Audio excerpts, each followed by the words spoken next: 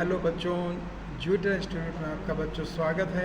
आज हम लोग नए चैप्टर को पढ़ने जा रहे हैं जिसका नाम है मिनरल न्यूट्रिशन। इसको हिंदी में कहेंगे खनिज पोषण। खनिज पोषण बच्चों, मिनरल माने खनिज होता है, न्यूट्रिशन माने पोषण बच्चों। देखिए बच्चों, सबसे पहले मेरे बच्चे ध्यान दें कि सारे लिविंग बीइंग्स की जो मूलभूत आवश्यकताएं हैं या बेसिक नीड हैं, वो आवश्यक रूप से एक ही तरीके की होती हैं। इनको मैक्रोमोलिक्यूल जैसे कार्बोहाइड्रेट, प्रोटीन, न्यूक्लिक एसिड और वाटर और मिनरल्स की आवश्यकता होती है ग्रोथ और डेवलपमेंट। ये पॉइंट आपको ध्यान रखना है। वृद्धि और विकास। ग्रोथ माने वृद्धि होता है, डेवलप माने विकास होता है बच्चों। एक चीज़ मेरे बच्चे ध्यान दें, एक शब्द यहाँ पे क्लियर आ गया, मैक्रोमोलिक्यूल। मैक्रोमोलिक्यूल मैं यहाँ पे ये कहूँगा जिनका मॉलिक्यूलर वेट ज़्यादा हो और पॉलीमर हो।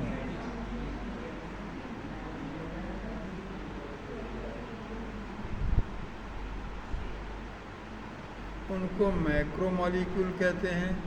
लेकिन यहाँ पे आप एक शब्द और मॉलिक्यूल जोड़ सकते हैं, इसे न्यूक्लिक एसिड कहते हैं बच्चों।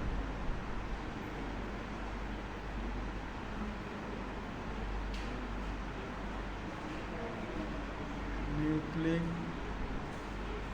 एसिड जैसे डीएनए, आरएनए। मैक्रोमोलिक्यूल फैट नहीं है, लेकिन इनके साथ पाया जाता है। इसकी चर्चा बायोमोलिक्यूल में करेंगे। इस चैप्टर में मुख्य रूप से इन अकार्बनिक या इनऑर्गेनिक प्लांट न्यूट्रिशन पे फोकस किया गया है बच्चों, जिनके अंतर्गत हम ये इस चीज़ का अध्ययन करेंगे कि एलिमेंट्स को कैसे, प्लांट्स के में जो एलिमेंट्स उपयोग होते हैं वो कैसे पहचानेंगे कि वो वृद्धि या ग्रोथ और डेवलपमेंट में आवश्यक होते हैं। क्या उसकी क्राइटेरिया है प्लांट की ग्रोथ और डेवलपमेंट के लिए, एसेंशियल एलिमेंट्स कैसे माने जाएं, उसके क्या क्राइटेरिया है, क्या किस बेसिस पे किया जाए, उसके लिए बेटा हम लोग इसमें जानकारी हासिल करेंगे। जो इन एलिमेंट्स की कमी से प्लांट्स में क्या लक्षण या सिम्टम्स आते हैं, प्लांट मिनरल किस प्रकार से एब्जॉर्ब करता है, किस तकनीक से आवश्यक एलिमेंट्स को, इन चीज़ों के विषय में हम लोग स्टडी करेंगे। इनके अलावा हम सूक्ष्म या ब्रीफली रूप से बायोलॉजिकल नाइट्रोजन फिक्सेशन को भी इसमें हम स्टडी करेंगे। इम्पॉर्टेंट सबसे पहले मेरे बच्चे ध्यान देंगे 1860 याद रखना है। जूलियस वॉन सैक्स थे, ये एक जर्मन के बॉटनिस्ट थे। इन्होंने सबसे पहले प्लांट मिनरल न्यूट्रिशन किस का उपयोग ग्रोथ में कैसे करते हैं, उस चीज़ को बताने का काम किया था। और उसके लिए उन्होंने वेरी इम्पॉर्टेंट न्यूट्रेंट सॉल्यूशन लिया जिसमें कि सॉइल एब्सेंट।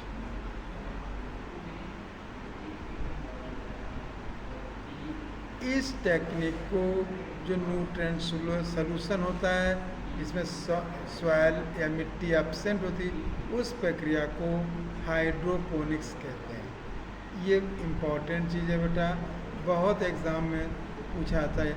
ये पॉइंट आपको नीट के लिए तैयार करना है। मैं कहूँगा nutrient solution without soil is known as hydroponics. इसके कई और तरीके भी अपनाए गए हैं जिनसे कि हम मिनरल न्यूट्रिशन प्लांट के लिए कैसे ग्रोथ में आवश्यक होते हैं उसके लिए कोशिश और निर्धारित करने की प्रक्रियाएं की गई हैं। सभी मेथड जो इसमें उपयोग किए गए हैं, प्लांट का कल्चर किया गया है, सॉइल फ्री मिनरल न्यूट्रिशन, इसके लिए प्यूरिफाइड वाटर और मिनरल न्यूट्रिएंट साल्ट आवश्यक होते हैं। एसेंशियल कैसे एसेंशियल हैं प्लांट्स के लिए, इसके विषय में भी हम लोग बताने जा रहे हैं। एक बेटा क्रमबद्ध तरीके का एक्सपेरिमेंट किया गया जिसमें रूट्स जो होती हैं प्लांट की न्यूट्रिएंट सॉल्यूशन में डूबी रहती हैं बेटा, और उसमें हम एलिमेंट्स को ऐड करते जाते हैं और या सब्स्टिट्यूट को मिलाते हैं या रिमूव करते। तीन बातें हैं, एलिमेंट्स को ऐड करते हैं, एलिमेंट्स का हम सब्स्टिट्यूट मिलाते हैं, जैसे हमारे सोडियम की जगह हम पोटेशियम को मिलाएं, और एलिमेंट्स को रिमूव करते हैं और अलग अलग कंसंट्रेशन, ये चीज़ आपको ध्यान रखनी है। पहला ऐड करेंगे, दूसरा सब्स्टिट्यूट एलिमेंट का यूज़ करेंगे, तीसरा एलिमेंट्स को रिमूव करेंगे, हटा के देखेंगे और उनका कंसंट्रेशन अलग अलग कंसंट्रेशन पे हम स्टडी करते हैं। मिनरल सॉल्यूशन जो हमको प्राप्त होता है कि कौन से कंसंट्रेशन कौन से एलिमेंट पे प्लांट की ग्रोथ हमको अच्छी प्राप्त होती है। इस प्रकार के प्रयोगों से हमको एसेंशियल एलिमेंट्स को पहचानने में और उनकी डिफिशिएंसी कमी से जो होने वाले सिम्टम्स हैं उनको हम डिस्कवर करते हैं। ये इम्पॉर्टेंट पॉइंट है, जरूर याद रखिएगा कि आइडेंटिफाई करते हैं एलिमेंट्स का पहला पॉइंट बच्चों, और डिफिशिएंसी सिम्टम्स को देखते हैं कि किस एलिमेंट की कमी से कौन से सिम्टम्स प्लांट में आते हैं। हाइड्रोपोनिक्स का सक्सेसफुली रूप से उपयोग कॉमर्शियल रूप से प्रोडक्शन किया गया है सब्जियों में, जैसे कि टमाटर इम्पॉर्टेंट है, सीडलेस कुकुम्बर बिना बीज के कुकुम्बर, और लेट्यूस। यहाँ पे बेटा एक डायग्रामेटिक व्यू दिखाया गया है, इसको हमें आपको देखना है बेटा, देखिएगा। इसमें ये न्यूट्रिएंट सॉल्यूशन है बच्चों, ये sodium potassium chlorine nitrate phosphate मिला सॉल्यूशन है। ये कॉटन है जिससे कोई बाहर ये चीज़ ना जा पाए, ये प्लांट को लगा दिया बेटा।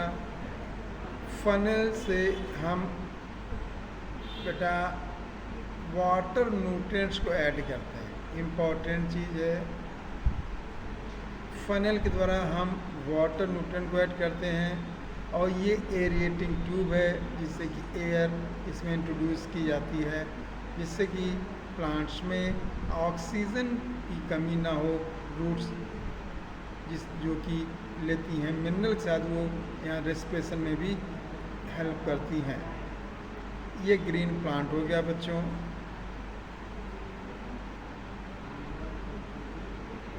Important, most of the minerals present soil enter through roots. Important चीज़, एक बात ध्यान रखना बेटा, मोस्ट मिनरल रूट्स हैं कि ऑल मिनरल। तो आप यहाँ मोस्ट पे गौर करिएगा, क्वेश्चन को मिस्टेक करा सकता है, तो ज़्यादातर बच्चे यहाँ ऑल याद करें। कुछ जैसे हैं कार्बन है, हाइड्रोजन, ऑक्सीजन, वो बेटा मिनरल्स प्लांट लीफ के द्वारा या अदर पार्ट द्वारा लेता है। 60 या 60 एलिमेंट्स से ऊपर, जो कि 105 तत्वों तक देखे गए हैं डिफरेंट प्लांट्स में, पता लगा है।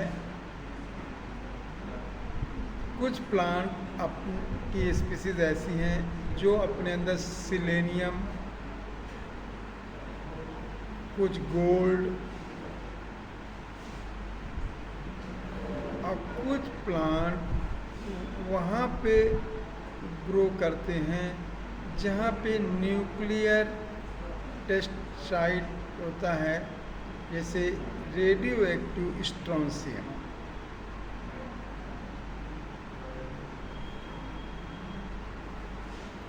जो ये टेक्निक हैं या विधियाँ हैं, तरीके हैं, इनमें डिटेक्ट करने के लिए मिनरल्स के लिए बच्चों वेरी लो कंसंट्रेशन इम्पॉर्टेंट चीज़ है।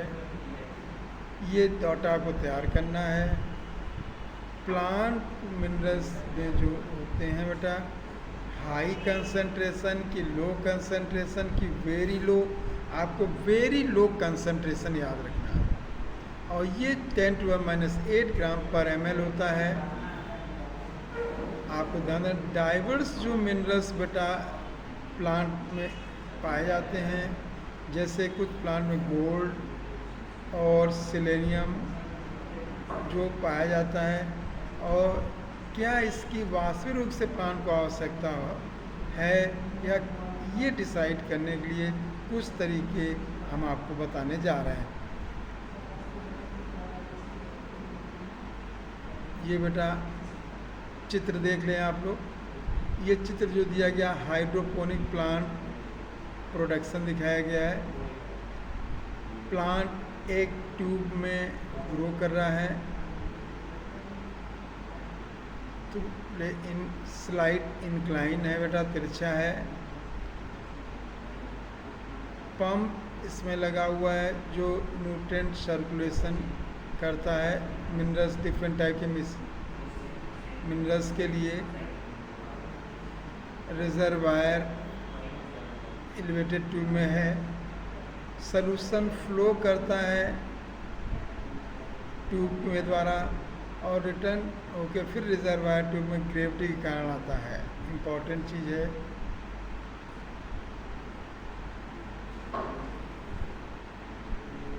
ये शो करता है roots continuous bath in aerated nutrient solution, और इंडिकेट जो है फ्लो ऑफ द डायरेक्शन जो दिखाया गया था। ये पंप दिखाया गया है, ये न्यूट्रिएंट सॉल्यूशन दिखाया गया है बेटा। ये न्यूट्रिएंट सॉल्यूशन है और इसके द्वारा ये बेटा इसके अंदर पंप किया जाता है, जिसमें न्यूट्रिशन जाता रहता है, और इसके द्वारा हम प्लांट के विषय में जानकारी हासिल करते हैं कि उस एलिमेंट्स के क्या सिम्टम्स आ रहे हैं, क्या कमियाँ आ रही हैं। यहाँ सबसे इम्पोर्टेंट है क्राइटेरिया ऑफ एसेंशियलिटी।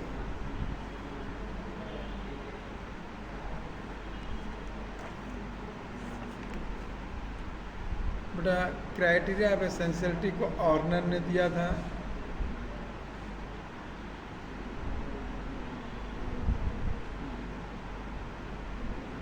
ये 3 मुख्य बातें हैं, इनके द्वारा हम ये पता लगाते हैं कि क्या क्राइटेरिया है एसेंशियल एलिमेंट्स का। जो एलिमेंट्स का जो क्राइटेरिया एसेंशियल एलिमेंट्स का, तो सबसे पहली चीज़ एलिमेंट्स जो है वो ग्रोथ और रिप्रोडक्शन, को सपोर्ट करना चाहिए। ग्रोथ और रिप्रोडक्शन को सपोर्ट करना चाहिए।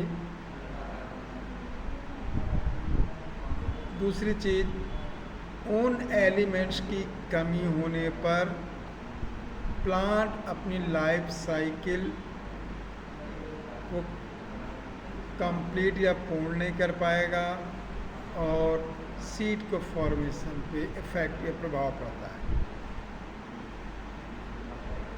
एलिमेंट स्पेसिफिक होना चाहिए कि विशेष एलिमेंट है उसमें और उसका कोई दूसरे एलिमेंट के द्वारा रिप्लेस करके हम उस की कमी को दूर नहीं कर सकते हैं।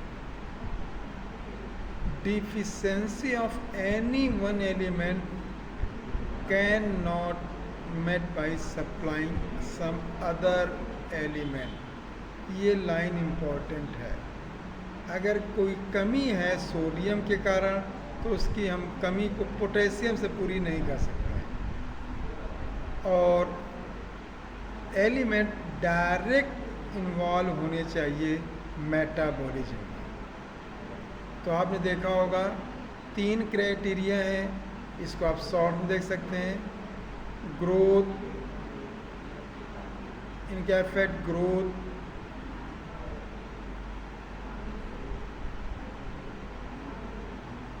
Life cycle,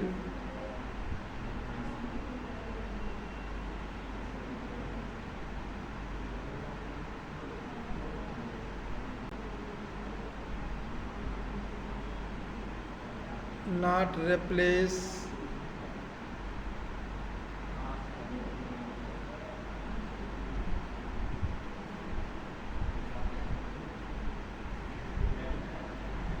replaceable, direct involve in metabolism।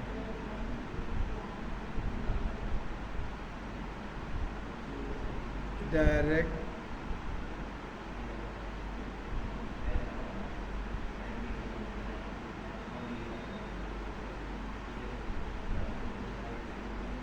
involved in metabolism.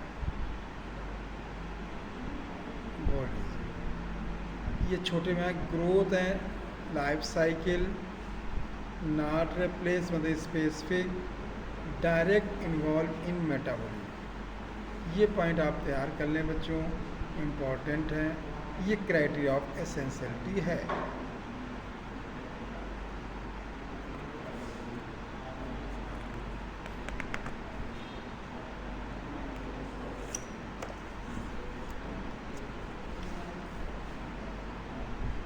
ऊपर जो क्राइटेरिया आपने अभी जाना है बच्चों, कुछ एलिमेंट्स जो हैं बहुत आवश्यक हैं प्लांट की ग्रोथ और मेटाबॉलिज्म में। इन एलिमेंट्स को 2 कैटेगरी में डिवाइड किया गया है उनकी क्वांटिटी के आधार पर। किसके बेस बेटा? क्वांटिटी की या मात्रा के आधार पे। जिनकी ज़्यादा आवश्यक मात्रा है क्वांटिटी में उनको मैक्रो, जिनकी कम आवश्यकता है उनको माइक्रो न्यूट्रिएंट्स कहते हैं। सबसे पहले मैक्रो न्यूट्रिएंट्स बच्चों, ये साधारणतः प्लांट टिश्यू में ज़्यादा मात्रा में पाए जाते हैं, लार्ज अमाउंट में पाए जाते हैं। और इसके लिए साइंटिस्टों ने एक पैमाना माना है 10 मिलीमोल पर किलोग्राम ड्राई मैटर से ज़्यादा। ये डाटा आप तैयार करिए। 10 मिलीमोल पर किलोग्राम अगर ड्राई मैटर से ज़्यादा है तो मैक्रो हो जाएंगे, इनसे कम हैं तो माइक्रो हो जाते हैं। मैक्रो न्यूट्रिएंट्स के अंतर्गत बेटा जो एलिमेंट्स आते हैं carbon, hydrogen, oxygen, nitrogen, phosphorus, sulphur, potassium, calcium and magnesium.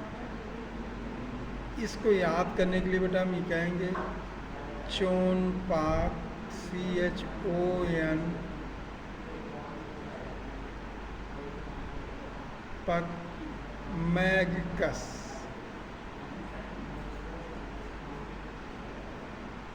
देख सकते हैं आप ऐसे चोम्पक मैगकस।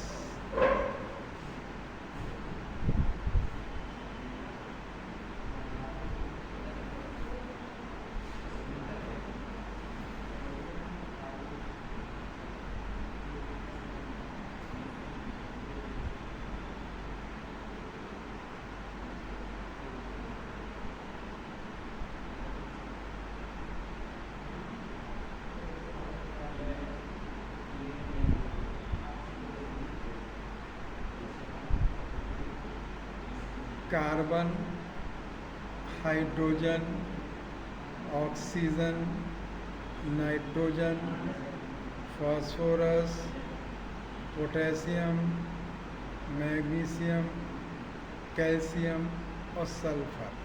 इन एलिमेंट्स की मात्रा प्लांट टिश्यू में 10 मिलीमोल पर किलोग्राम ऑफ डायमीटर से अधिक होती है बेटा। यहाँ पे एक बात ध्यान रखना, अभी आपने पढ़ा था मोस्ट ऑफ एलिमेंट्स प्लांट जो हैं रूट के द्वारा लेते हैं। हमने कहा कुछ ऐसे हैं जो उनको प्लांट लीव जैसे कार्बन, हाइड्रोजन और ऑक्सीजन को ये कार्बन डाइऑक्साइड और वाटर के फॉर्म में, और कुछ को बाकी ये मिनरल सॉइल न्यूट्रिएंट सॉल्यूशन।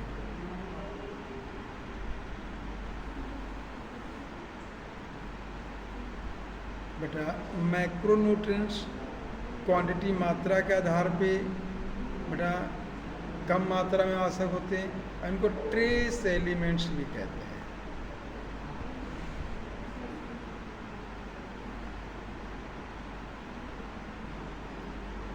बेटा मैक्रोन्यूट्रिएंट्स होते हैं बेटा 10 मिलीमोल प्रति केजी ड्राई मैटर से इनकी मात्रा कम होती है। इसके अंतर्गत बेटा iron,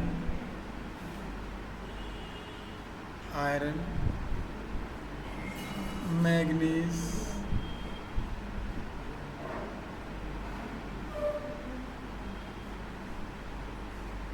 copper, molybdenum, zinc, boron, chlorine और निकेल आते हैं। इस प्रकार से 17 एलिमेंट्स जो हैं, आपने जो मैक्रो माइक्रो दोनों पढ़े उन वो एसेंशियल एलिमेंट्स में आते हैं, आवश्यक हैं। इनके अलावा कुछ इम्पॉर्टेंट पॉइंट है, सम और बेनिफिशियल एलिमेंट्स हैं जैसे कि sodium, silicon,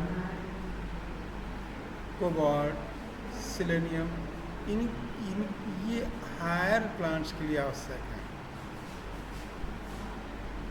sodium, silicon, cobalt और सेलेनियम। ये आपसे पूछा सकता है कि हायर प्लांट्स में कौन से एलिमेंट्स जो हैं एसेंशियल एलिमेंट्स हैं ग्रोथ के लिए आवश्यक। ये पॉइंट जरूर याद रखिएगा। एसेंशियल एलिमेंट्स को 4 मुख्य ग्रुप में डिवाइड किया गया है। ये इम्पॉर्टेंट है।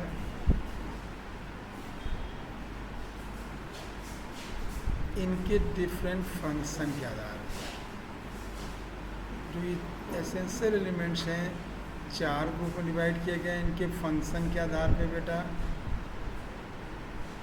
सबसे पहला ये कंपोनेंट्स, बायोमॉलिक्यूल्स के कंपोनेंट्स में पार्टिसिपेट करना चाहिए। जैसे बेटा कार्बोहाइड्रेट है,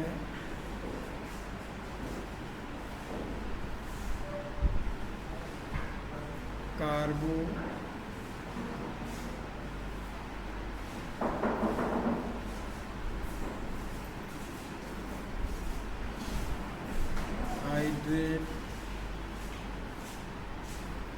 प्रोटीन,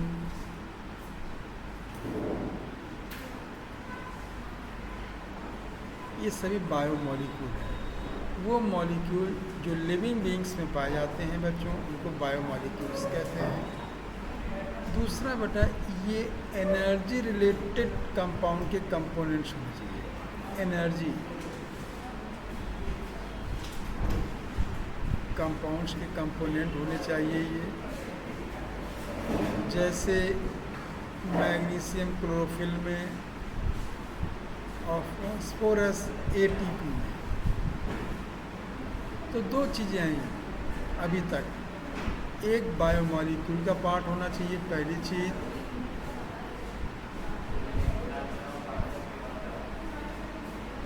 दूसरा एनर्जी रिलेटेड कंपाउंड का कंपोनेंट होना चाहिए ये,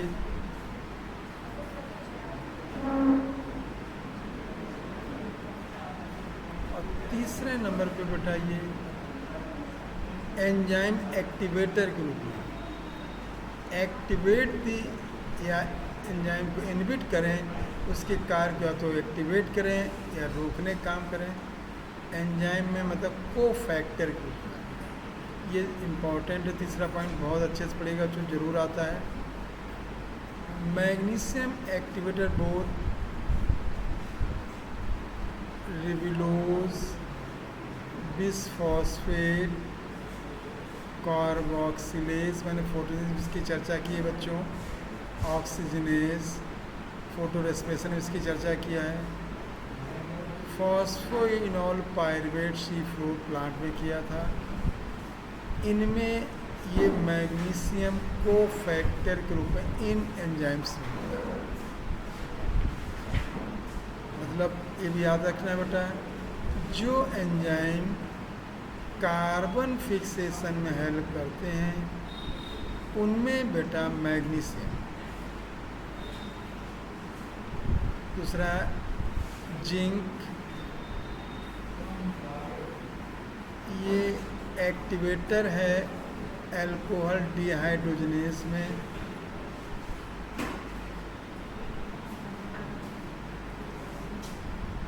अल्कोहल फॉर्मेशन में। तीसरा है मोलिब्डेनम, ये नाइट्रोजनेज एंजाइम में पार्टिसिपेट करता है, को फैक्टर के रूप में पाया जाता है, तो नाइट्रोजन मेटाबॉलिट। आप यहाँ याद रखिए, magnesium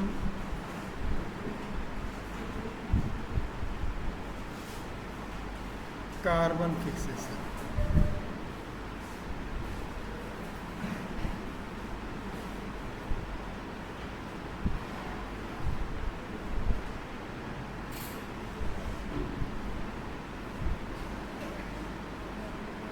zinc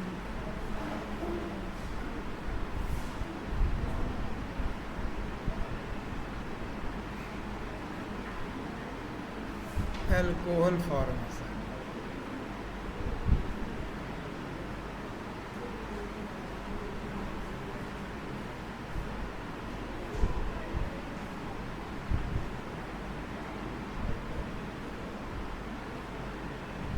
molybdenum nitrogen fixation.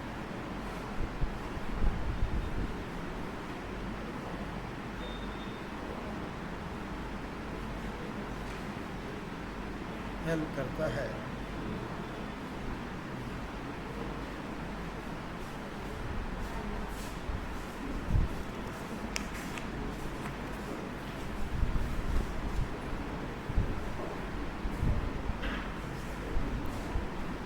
चौथा बताता है कि कुछ एसेंशियल एलिमेंट्स जो हैं वो सेल के osmotic potential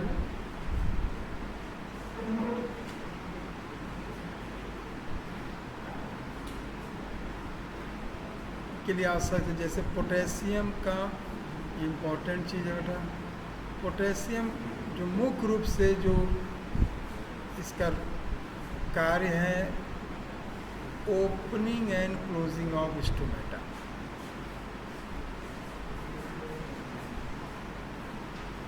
opening and closing of stomata और water potential of this cell इसमें आवश्यक होता है। तो आपने देखो 4 चीज़ें हैं। नंबर 1 पे 4 कैटेगरी, सबसे बायोमॉलिक्यूल का पार्ट होना चाहिए, बायो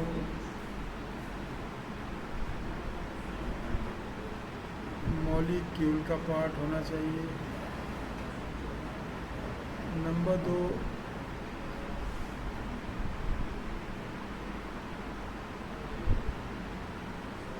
एनर्जी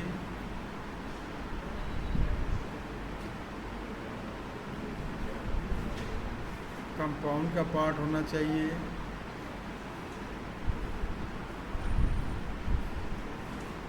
नंबर 3 एंजाइम में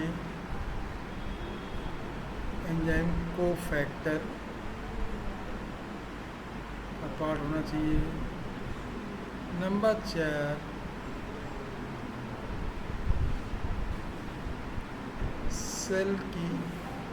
सेल ऑस्मोटिक पोटेंशियल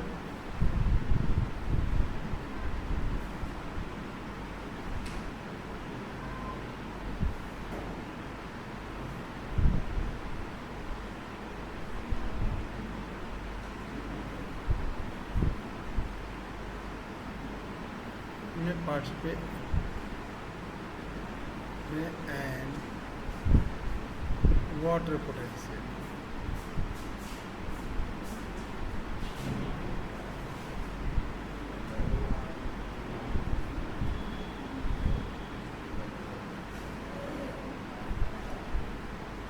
ये आप लोग याद रखिएगा बेटा। 4 कैटेगरी, बायोमॉलिक्यूल का पार्ट होना चाहिए, एनर्जी कंपाउंड का पार्ट होना चाहिए, एंजाइम कोफैक्टर का पार्ट होना चाहिए और सेल की ऑस्मोटिक पोटेंशियल और वाटर पोटेंशियल को कंट्रोल करने वाला होना चाहिए।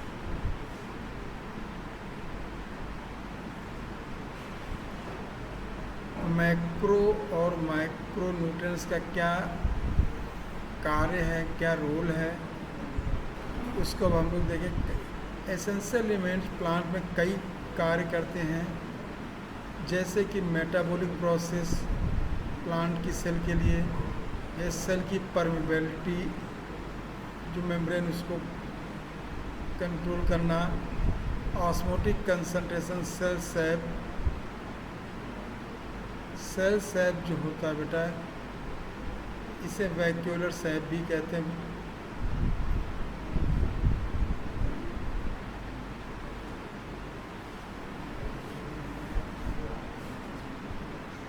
ETS इलेक्ट्रॉन ट्रांसपोर्ट सिस्टम,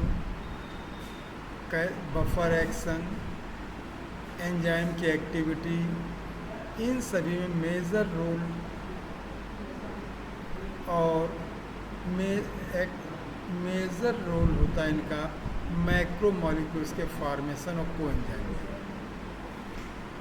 यहाँ कुछ बेटा एलिमेंट्स दिए गए हैं, उनके कार्य हैं, उनको हमें आपको देखना एक करके एक। नाइट्रोजन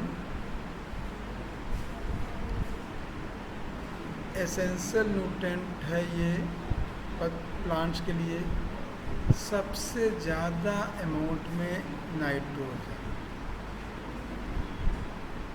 ये एब्जॉर्ब होता नाइट्रेट के फॉर्म में। इसके अलावा नाइट्राइट और अमोनियम आयन के रूप में भी प्लांट इसको लेते हैं। इसकी आवश्यकता सेल के सभी भागों में, रूट, स्टेम, लीफ और उनकी सभी सेल्स में आवश्यकता पड़ती है। डिवाइडिंग सेल जैसे मेस्टमेटिक में भी इसकी आवश्यकता पड़ती है बच्चों। लेकिन इसका मुख्य रोल जो होता है प्रोटीन जैसे बायोमॉलिक्यूल, न्यूक्लिक एसिड, विटामिन, और हार्मोन में आवश्यकता होती है, ये आपको याद रखना।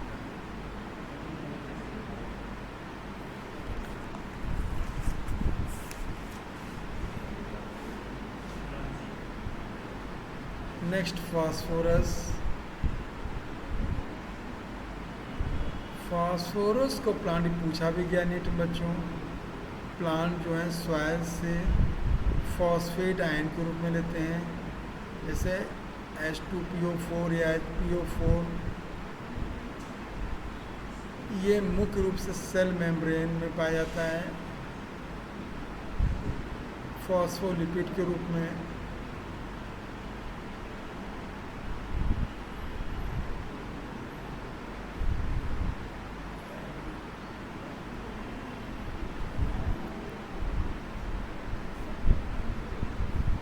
कुछ प्रोटीन में पाया जाता है, न्यूक्लिक, सभी न्यूक्लिक एसिड। ये certain protein and all nucleic acid उनके न्यूक्लियोटाइड्स में। और इसके अलावा बेटा ये फास्फोराइलेशन, ऑल फास्फोराइलेशन, ये सारे क्वेश्चन लैंग्वेज के बनाए जाते हैं बेटा।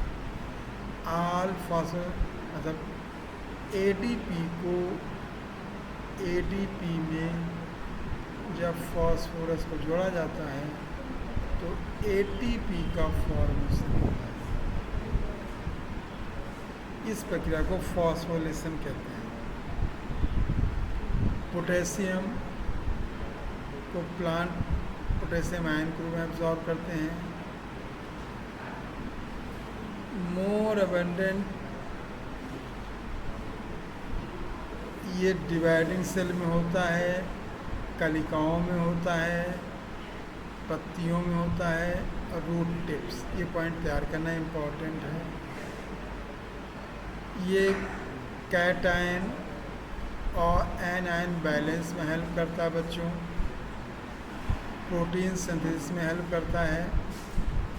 और सबसे इम्पोर्टेंट चीज़ ओपनिंग और closing of stomata.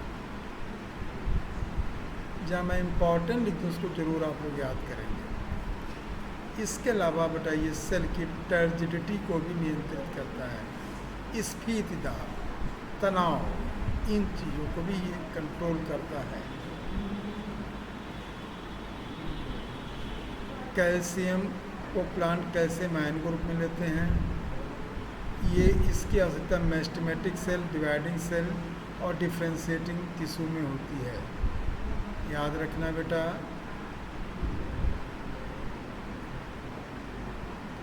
Cell division के समय ये सेल वॉल की सिंथेसिस करता है और सेल वॉल में मुख्य रूप से ये मिडिल लैमेला, ये बहुत पूछा आता है बेटा। मिडिल लैमेला में ये कैल्शियम पैक्टेट के रूप में पाया जाता है और जब सेल डिवीजन होता है तो माइटोटिक स्पिंडल के फॉर्मेशन में भी हेल्प करता है। माइटोटिक स्पिंडल मतलब बेटा देखिए ये सेल दिखाई गई बेटा,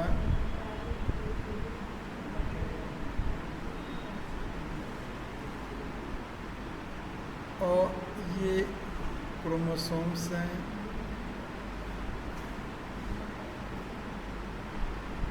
ये पोल है, ये देखिए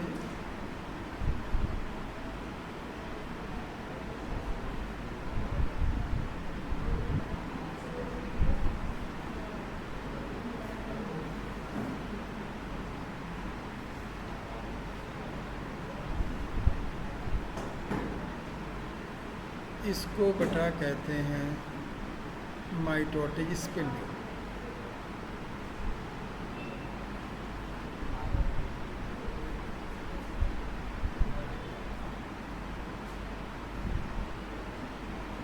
कैल्शियम, ये याद करिए आप जरूर याद करिए कैल्शियम। ये पुरानी पत्तियों में इकट्ठा रहता है और सेल मेम्ब्रेन के नॉर्मल फंक्शन में इसका रोल होता है और इनके अलावा ये मेटाबॉलिक एक्टिविटीज़ को भी रेगुलेट करता है। मैग्नीशियम प्लांट मैग्नीशियम आयन के रूप में लेते हैं बच्चों। और अभी मैं आपसे बता चुका हूँ ये एंजाइम रेस्पिरेशन के एंजाइम है, फोटोसिंथेसिस,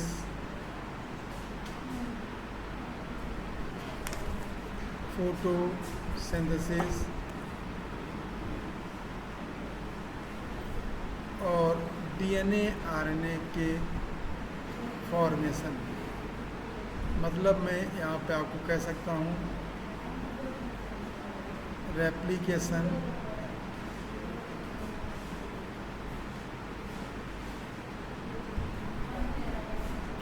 और ट्रांसक्रिप्शन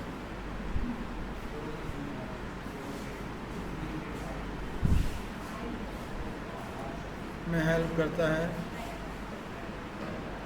और मैग्नीशियम जो होता है ये क्लोरोफिल की रिंग स्ट्रक्चर में भी हेल्प करता है और राइबोसोम स्ट्रक्चर।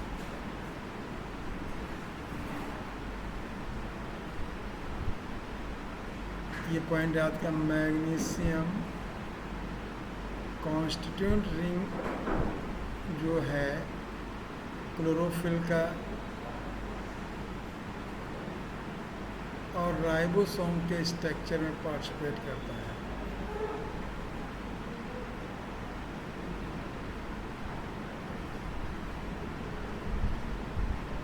सल्फर को प्लांट सल्फेट आयन के रूप में लेते हैं। सल्फर कंटेनिंग 2 अमीनो एसिड हैं।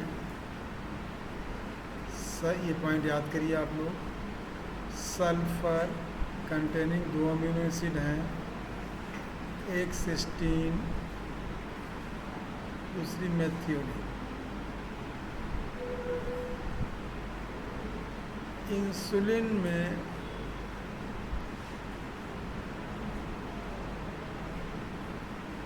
डाइसल्फाइड बॉन्ड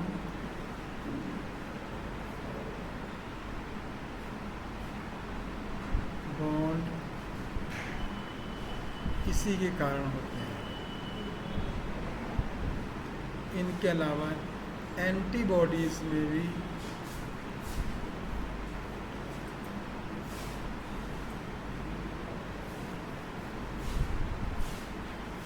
डाइसल्फाइड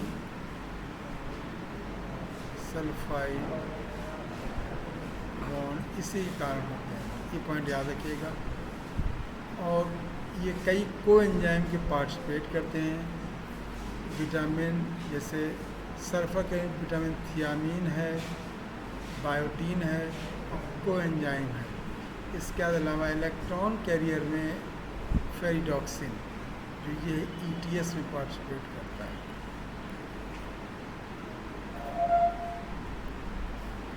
बायोटीन को विटामिन एच भी कहते हैं, एच भी कहते हैं। पॉइंट याद रखेंगे बच्चे। आयरन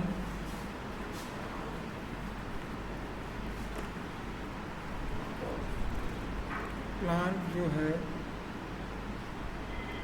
प्लांट आयरन को फेरिक के रूप में लेते हैं।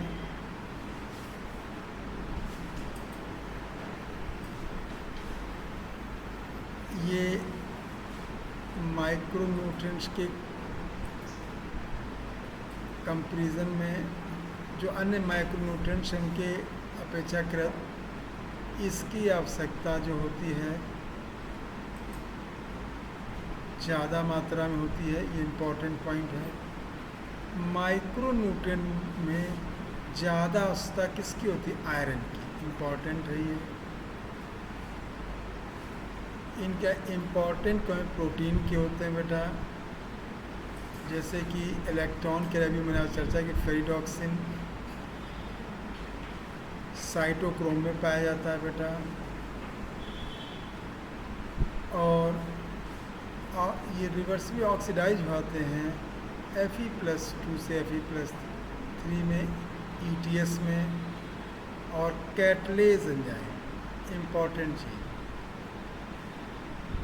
में, ये कोफैक्टर की तरह काम करते हैं। और क्लोरोफिल के फॉर्मेशन में हेल्प करते हैं आयरन। मैग्नीज को प्लांट एब्जॉर्ब करते हैं मैग्नेस फॉर्म में, ये पॉइंट याद रखिएगा। और ये एक्टिवेट करते हैं एंजाइम जो फोटोसिंथेसिस में पार्टिसिपेट करते हैं बेटा, रेस्पिरेशन में और नाइट्रोजन में। वेरी ऐसा कौन सा मेटल है जो फोटोसिंथेटिक एंजाइम,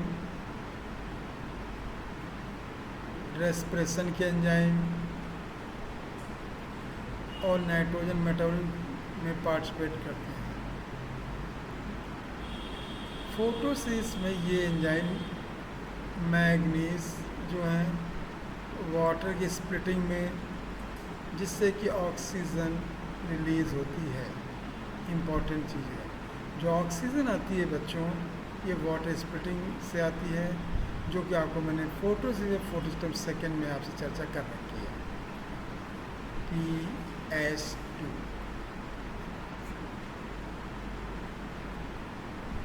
जिंक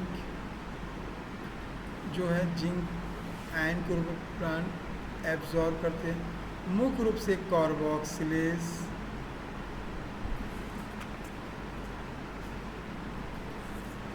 इनके अलावा इसकी आवश्यकता है ऑक्सिन हार्मोन की सिंथेसिस होती है। हमने आपसे चर्चा किया है, ये ग्रोथ हार्मोन है जो कि सेल एलोंगेशन करता है। कॉपर प्लांट एब्जॉर्ब करते क्यूप्रिक आयन के रूप में।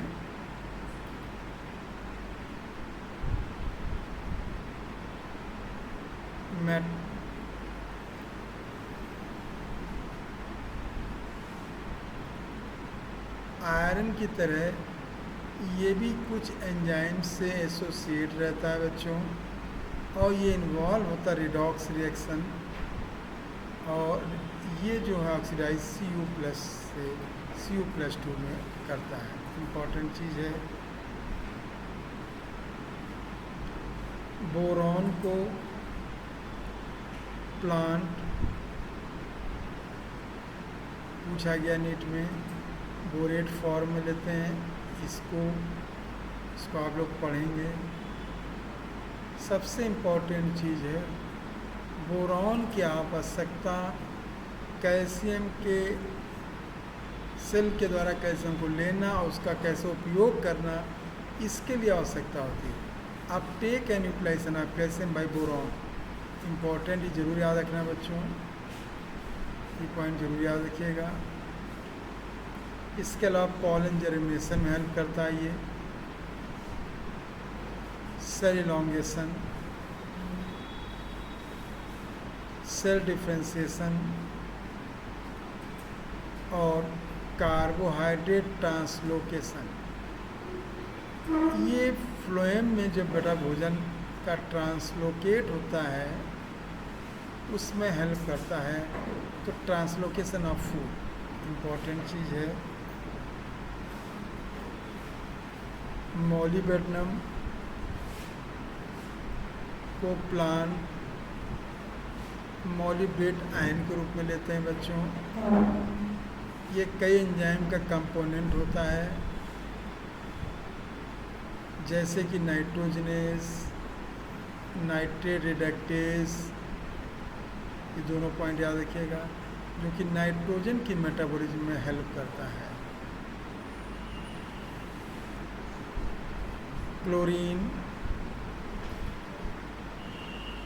क्लोरीन को प्लांट क्लोराइड आयन के रूप में लेते हैं सोडियम पोटेशियम के साथ। ये चीज़ इम्पॉर्टेंट है।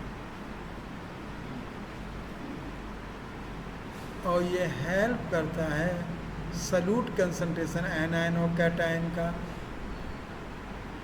सेल के अंदर जो बैलेंस करता है। और फोटोसिंथेसिस में वाटर स्प्लिटिंग रिएक्शन, जिसके द्वारा ऑक्सीजन उत्पन्न होती है। इम्पॉर्टेंट।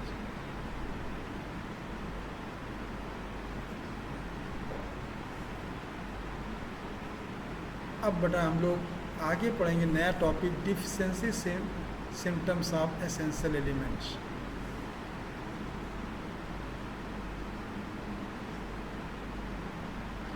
एसेंशियल एलिमेंट्स की कमी से क्या सिम्टम्स आते हैं? सबसे पहली चीज़, अगर एसेंशियल एलिमेंट्स की सप्लाई लिमिटेड है, कम हो जाए, तो प्लांट ग्रोथ धीमी पड़ जाती है। और अगर ये कंसंट्रेशन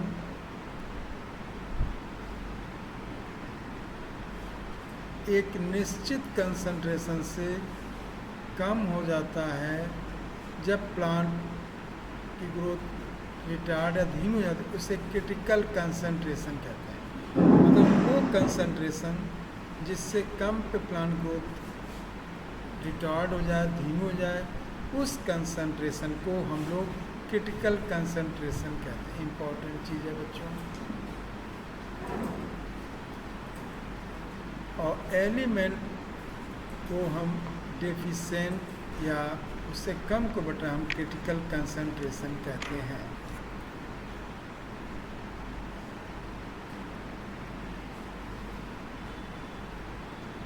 प्रत्येक एलिमेंट बच्चों एक या कई स्ट्रक्चरल, संरचनात्मक और फंक्शन क्रियात्मक रोल होता है प्लांट के अंदर। अगर कि कोई भी एलिमेंट होता है, अगर उसकी कमी पाई जाती है, तो सबसे पहले इम्पॉर्टेंट चीज़ है बेटों, ये प्लांट में मॉर्फोलॉजिकल चेंजेस करते हैं। मॉर्फोलॉजिकल, उसकी संरचना, उसकी आकृति में परिवर्तन होता है।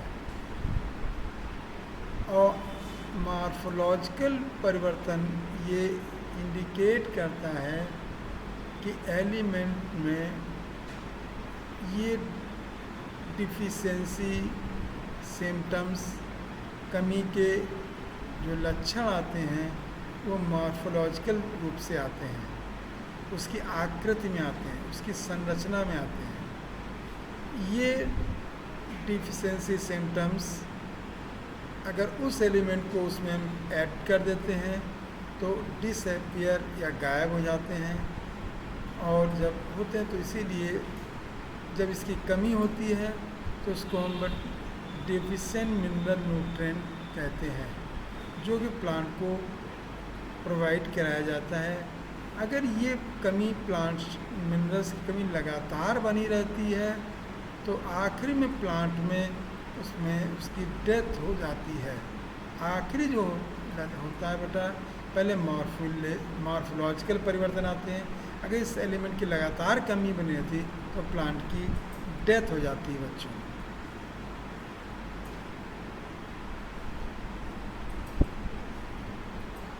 ये सबसे इम्पोर्टेंट टॉपिक है बच्चों। किसी प्लांट में जो उसकी कमी के लक्षण, डिफिशिएंसी सिम्टम जो होते हैं, ये प्लांट की मोबिलिटी पे डिपेंड करता है।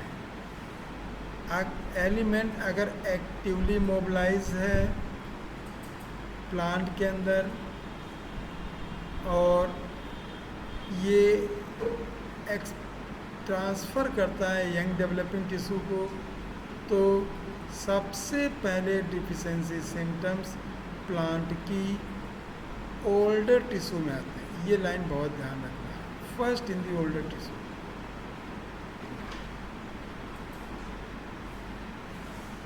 आप याद रखिए, मोबाइल एलिमेंट्स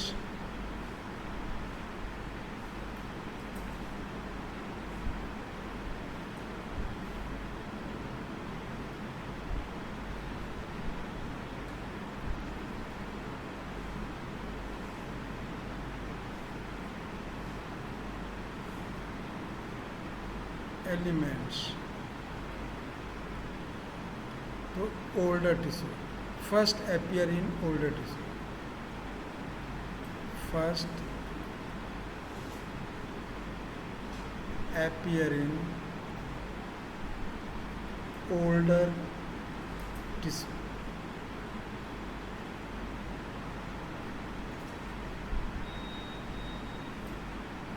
एग्जाम्पल जैसे लिया गया बेटा, नाइट्रोजन के डिफिशेंसी सिम्टम्स, पोटेशियम के डिफिशेंसी सिम्टम्स और मैग्नीशियम के सबसे पहले जो पत्तियाँ पुरानी पत्तियाँ हो जाती हैं, ओल्ड लीव्स हो जाती हैं या सेनेसेंट लीव्स हो जाती हैं, इनकी वजह से होती है, उनमें पाई जाती है।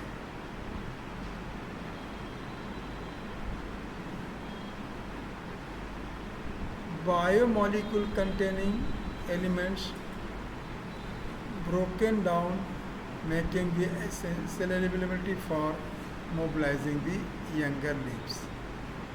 जो ये ओल्डर पत्तियां हैं, जब ये इनकी मेटाबॉलिज्म स्लो हो जाती है, जब ये पूरी तरह फंक्शनल नहीं रहती हैं, तो इनके बायोमोलिक्यूल ब्रेक होके और ये एलिमेंट्स यंगर जो लीव्स हैं उनमें ट्रांसफर जाते हैं और उनकी ग्रोथ में सहायता करते हैं। मतलब मोबाइल एलिमेंट के सबसे पहले सिम्टम्स जो होंगे ओल्डर टिश्यू या ओल्डर पार्ट पे होंगे।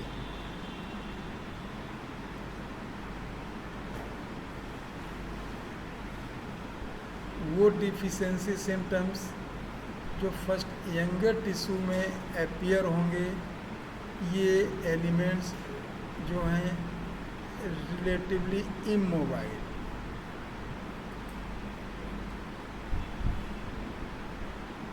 not transport to mature organ।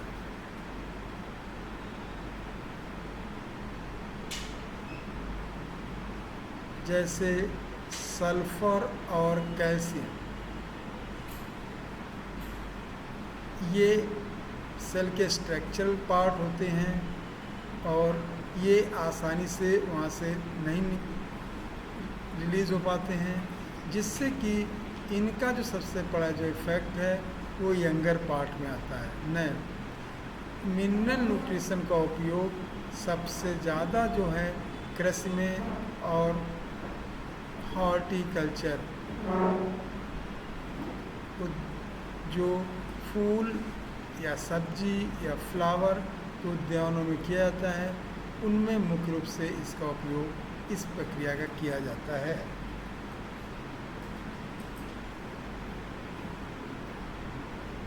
Kind of different symptoms, plant में जो है क्लोरोफिल नष्ट हो जाता है, इनके मिनरल्स की कमी, तो क्लोरोसिस हो जाता है। टिश्यू नष्ट हो जाता है तो नेक्रोसिस, टिश्यू के नष्ट होने को। प्लांट ग्रोथ धीमी हो जाती है, पत्तियां मैच्योर होने पहले से ही गिर जाती हैं, बड भी उसी प्रकार मैच्योर होने से पहले ही गिर जाती है, सेल डिवीजन रुक जाता है। ये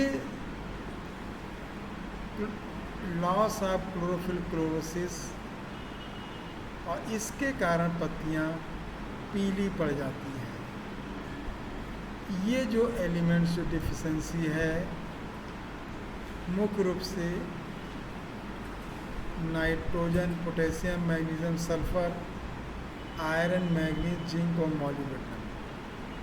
आप देखिएगा ये माइक्रो भी हैं इनमें और मैक्रो भी हैं, तो ये दोनों की कमी से होता है। जो डेथ ऑफ टिश्यू नेक्रोसिस है बच्चों, ये मुख्य रूप से कैल्शियम, मैग्नीशियम, कॉपर और पोटेशियम के कारण होता है। अगर मोन्स की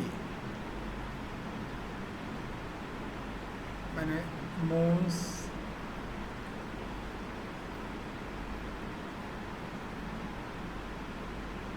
की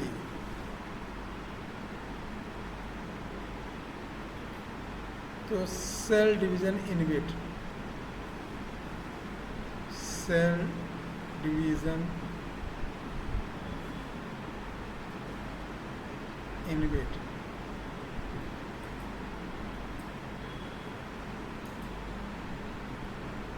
अब केवल मोन्स हो बच्चों इम्पॉर्टेंट है।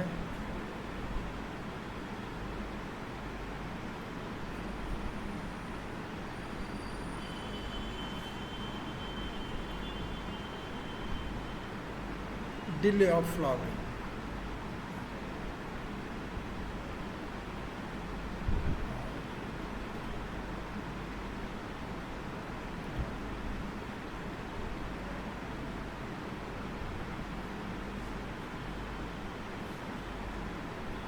आपने देखा कि ऊपर आपने देखा होगा कि एलिमेंट्स से कई सिम्टम्स आते हैं और ये इम्पोर्टेंट सेम सिम्टम्स जो हैं ये एक या कई एलिमेंट्स की कमी कारण हो सकते हैं। इनको आइडेंटिफाई करना, एलिमेंट्स को एक एक एलिमेंट्स के सिम्टम्स को स्टडी करना, वेरियस प्लांट पे, वेरियस पार्ट ऑफ प्लांट पे, फिर उनको कंपेयर करना। इसके लिए एक टेबल बनाना पड़ता है जिसके आधार पर हम कंपेयर करते हैं कि किस एलिमेंट से कौन कौन सिम्टम्स कम आते हैं, उनकी कमी के कारण, सेम एलिमेंट के कारण कौन कौन सिम्टम्स आते हैं। अगला बताता है टॉक्सिसिटी ऑफ मैक्रोन्यूट्रिएंट्स।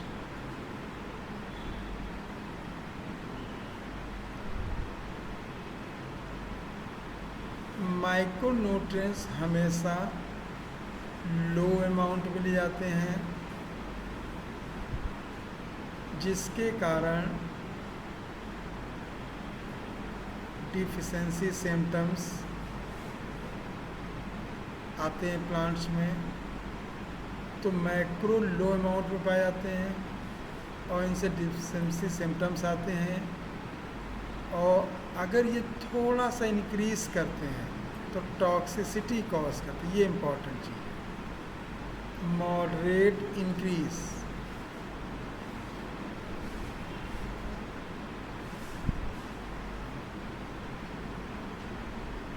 इसके मतलब ये हुआ मॉडरेट डिक्रीज है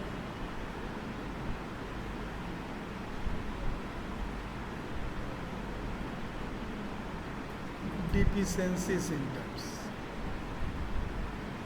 मॉडरेट इंक्रीज है टॉक्सिसिटी। इसके अंदर बहुत हल्का बढ़ना, बहुत हल्का। इसके अंदर मैं कह सकते हैं नैरो रेंज कंसंट्रेशन पे ये एलिमेंट्स ऑप्टिमम होते हैं। मिनरल आयन कंसंट्रेशन अगर टिश्यू में कम होता है, सबसे बड़ी चीज़ उनका ड्राई वेट कम हो जाता है। और ये देखा जाए, साइंटिस्टों ने देखा है कि 10% ये कंसीडर्ड किए गए हैं टॉक्सिक में। अगर थोड़ा सा अगर कम है, अगर थोड़ी सी मात्रा में इनका इंक्रीज़ कर गया तो टॉक्सिक, और 10% के लगभग वो रहता है। टॉक्सिक सिम्टम्स को आइडेंटिफाई करना बड़ा कठिन काम होता है बच्चों। जो toxicity symptoms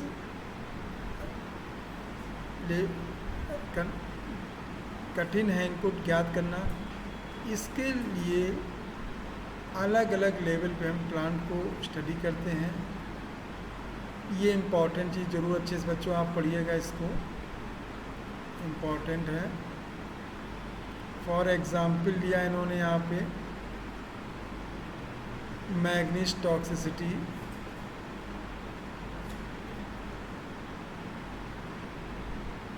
appearance of brown spot, appearance of brown spot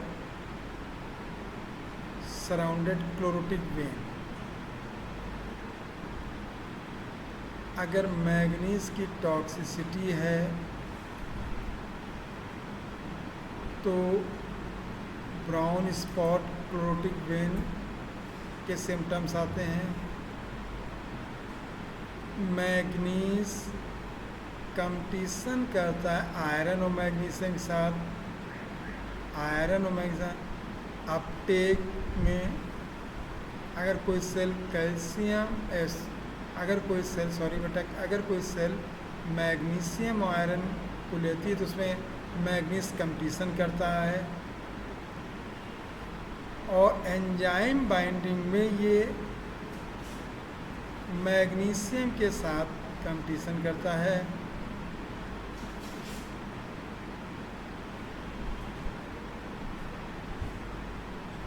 manganese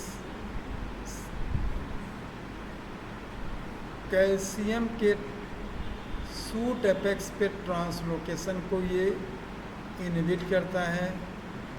अगर एक्सेस मैग्नीज है, ज़्यादा एक्सेस में है, तो इन तीनों की कमी पाई जाती है। ये आयरन की, मैग्नीशियम की और कैल्शियम तीनों की कमियां पाई जाती हैं। ये इम्पॉर्टेंट है।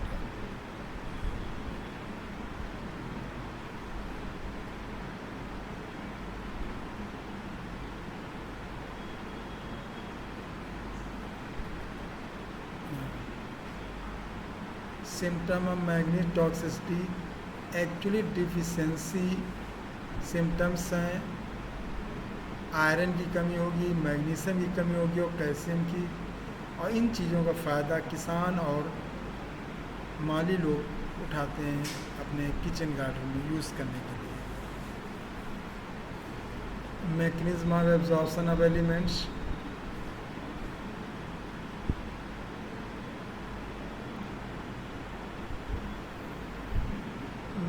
जो मिनरल्स के एब्जॉर्प्शन होता है एलिमेंट्स में, इसको स्टडी करने के आइसोलेटेड सेल ले सकते हैं, टिश्यू या आर्गन। ये जो एब्जॉर्प्शन की प्रक्रिया है, ये दो मुख्य फेजेस में होती है। फर्स्ट फेज, जिसे इनिशियल रैपिड अपटेक कहते हैं आयंस, ये फ्री स्पेस और आउटर स्पेस ऑफ सेल और एपोप्लाज्म इज ए पैसिव। ये चीज़ ध्यान रखना बेटा। और जो सेकंड है फेज ऑफ अपटेक आयंस, ये स्लो होता है और इनर स्पेस ये सिम्प्लास्ट, ये सिम्प्लास्ट। तो मैं कहूँगा non living, first phase non living,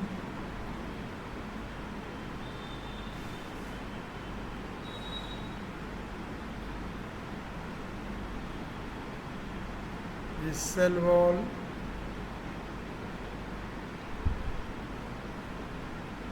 second living cell membrane,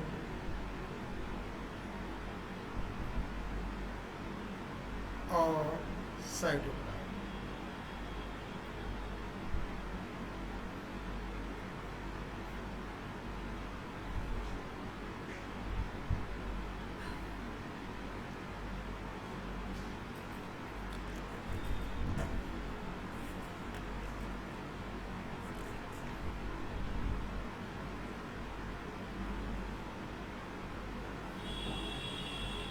जो पैसिव मूवमेंट आयंस का होता है बच्चों, एपोप्लाज्म यूजली जो होता है ये आयन चैनल्स के द्वारा होता है, जो कि trans membrane protein,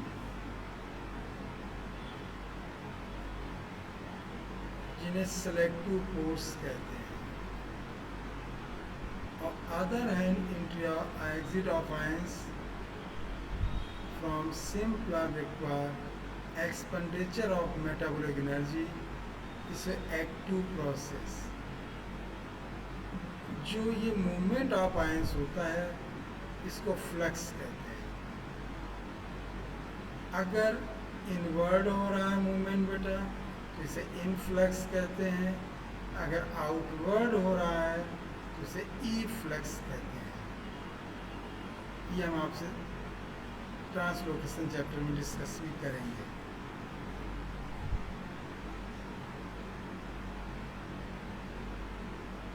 translocation of solutes, minerals जो ट्रांसलोकेट होते हैं थ्रू जाइलम, ऊपर की ओर पानी की धारा में बहते हैं और इसको खींचने का काम ट्रांसप्रेशन पुल के द्वारा होता है। अगर हम जाइलम सैप को एनालाइज करते हैं बेटा उसमें, तो उसमें मिनरल साल्ट पाए जाते हैं और इसके लिए हम रेडियो आइसोटोप इम्पॉर्टेंट चीज़ है,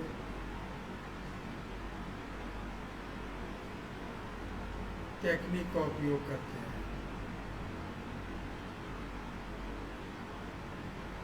कि इनका मुख्य रूप से जो फ्लो है जाइलम के द्वारा होता है। सॉयल रिजर्वायर या मुख्य रूप से एसेंशियल एलिमेंट का जो हम कहेंगे रिजर्वायर है या इकट्ठी रहती है, इसमें majority of nutrients essential for growth और डेवलपमेंट के लिए ये अवेलेबल होते हैं। रूट्स में जो आते हैं सॉइल में, चट्टानों के टूटने से, चट्टानों के घिसने से, और जिसके कारण ये सॉइल में इनकी मात्रा घुली रहती है और मात्रा खूब परिपूर्ण मात्रा में होती है। ये इनऑर्गेनिक सॉल्ट के रूप में पाए जाते हैं। ये उत्पन्न होते हैं रॉक मिनरल्स के रूप में, जो कि प्लांट न्यूट्रिशन में इनका उपयोग किया जाता है मिनरल सब्सटेंस, और अलग अलग सब्सटेंस के रूप में ये पाए जाते हैं। सॉइल न केवल मिनरल्स का पाए जाते हैं, इनके अलावा इसमें बेटा नाइट्रोजन फिक्सिंग बैक्टीरिया भी पाए जाते हैं, इम्पॉर्टेंट चीज़ है। अदर माइक्रोब्स भी पाए जाते हैं। पानी इसमें इकट्ठा रहता है, एयर सप्लाई करता है और ये स्टेबलाइज करता है प्लांट की मैट्रिक्स। इनकी एसेंशियल एलिमेंट की कमी से हमारे अनाज की पैदावार पे प्रभाव पड़ता है। अगर इनको हम बेटा फर्टिलाइज़र के द्वारा, इम्पॉर्टेंट चीज़ है, सप्लाई जो हम करते हैं फर्टिलाइज़र द्वारा, और इसके अंतर्गत मैक्रो और माइक्रो दोनों एलिमेंट्स पाए जाते हैं। ये इम्पॉर्टेंट चीज़ है। नाइट्रोजन साइकिल, ये मैं अभी आपको कुछ पलों बाद बताऊँ।